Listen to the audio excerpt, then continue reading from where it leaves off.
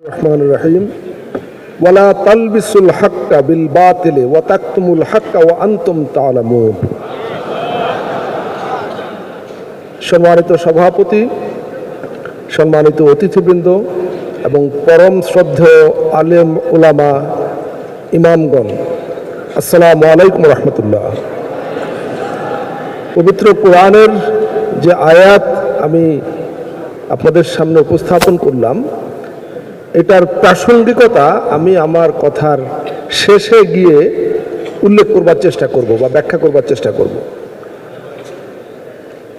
আমি সত্যি বিশ্বাস করি যে আজ আমার সামনে আপনারা যারা আছেন, মানে আপনাদের সামনে আমি দাঁড়িয়েছি কথা বলবার জন্য, কিন্তু আমি নিশ্চিত আপনারা প্রত্যেকেই আমার চাইতে অনেক ভালো বক্তা এবং যে বিষয়ের উপর কথা বলবার জন্য এখানে নির্ধারণ করা হয়েছে সে সম্পর্কে আপনারা যথেষ্ট ওয়াকিবহাল।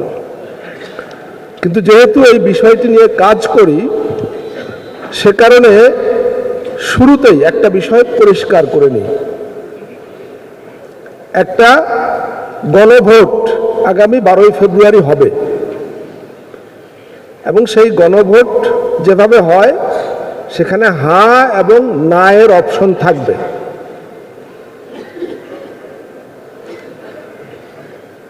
হ্যাঁ মানে জুলাই অভ্যুত্থান, সন্দেহ আছে কোনো? হ্যাঁ মানে জুলাই অভ্যুত্থান, না মানে ফ্যাসিবাদ।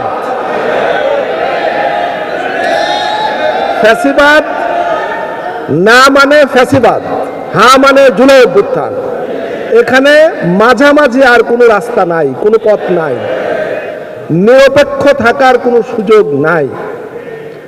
বলা হয় নীরবতা সম্মতির লক্ষণ, এই ক্ষেত্রে ব্যতিক্রম হবে।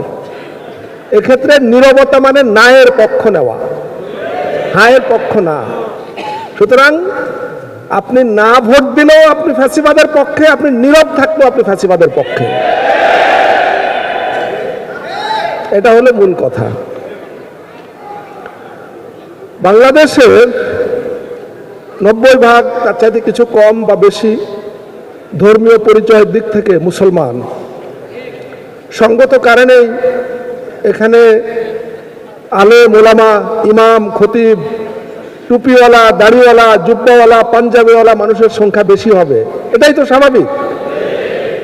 কিন্তু এমন এক অন্ধকার জাহেলিয়ার সময় আমরা পার করেছি 2024 সালের 5ই আগস্টের আগে, যেখানে একটা রেস্টুরেন্টে 3-4 জন 5 জন টুপি দাঁড়িয়ালা লোক একসঙ্গে বসে খাওয়ার সাহস করতো না, বসে গল্প করার সাহস করতো না। তাদেরকে জঙ্গিবাদী তকমা দিয়ে ধরে নিয়ে যাওয়া, হয়রানি করা। আর আমরা জানি বাহিনী ছিল, ছাত্রলীগ, যুবলীগ, সে বাহিনীর লোকেরা ধরে পুলিশের হাতে তুলে দিত। কি ভয়ঙ্কর সময় আমরা পার করেছি। আমাদেরকে যতই গোল্ডফিশ মেমোরির জাতি বলা হয়, মানে আমরা তাড়াতাড়ি সব ভুলে যাই।